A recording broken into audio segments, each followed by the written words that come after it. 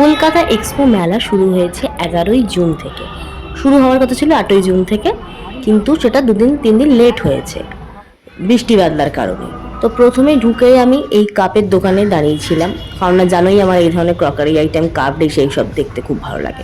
তারপরে গেলাম এই কুর্তির দোকানে, 200 টাকায় কুর্তিগুলো দারুণ দারুণ ছিল, কিন্তু আমি কিনতে পারিনি, মাসের শেষ বলে। 200 টাকা এরকম দারুণ দারুণ পালাজো প্যান্ট আর এরকম ধুতি প্যান্ট পাওয়া যাচ্ছিল।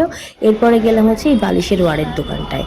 40 টাকা, 50 টাকা, 70 টাকা এরকমভাবে বিভিন্ন দামের বালিশের ওয়ার পাওয়া যাচ্ছিল, বিভিন্ন সাইজের। পাশ বালিশের ওয়ারও ছিল এখানে 50 টাকা, একদম ফিক্সড প্রাইস কিন্তু। আর এখানে বেড কভারও ছিল। তারপরে গেলাম হচ্ছে এই ম্যাগনেটের দোকানে, এইগুলো 150-200 করে বলছিল।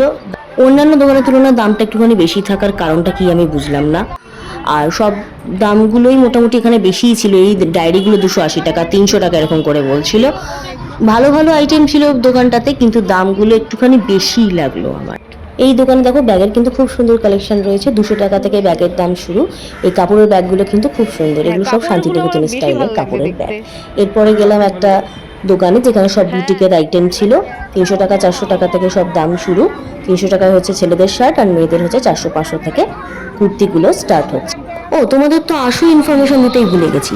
মেলা চলবে 10ই জুলাই অবধি, আর মেলার লোকেশন হলো অর্ডিন্যান্স ফ্যাক্টরির অপোজিটে, সেন্ট স্টিফেন্স স্কুলের পাশে। আর লাস্টে এই খেলনার দোকান থেকে ভূতুর জন্য একটা বল কিনে নিয়ে এসেছি।